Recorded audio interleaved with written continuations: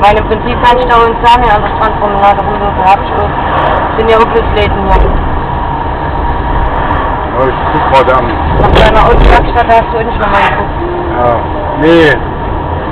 Hätte ich schauen wir jetzt einfach mal unten so irgendwo.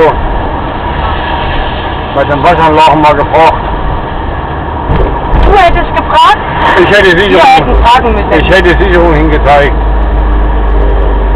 Ja, ausgebaggert. Nicht parken. Mit weggebaggert. Wo kann eine Willi B?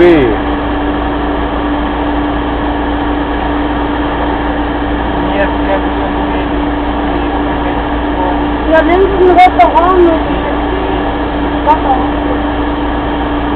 Habt ihr das Restaurant gestern gesehen auf der Rückfahrt? Kurz nachdem wir am Fluss waren? Oh, das ist nicht der Firma. Ich kann das gar nicht schlucken. Was? Tut mir voll an die Zähne weh. Was denn, nur an die Zähne oder hinten? Im Hals. Wenn du sie nicht schlucken kannst,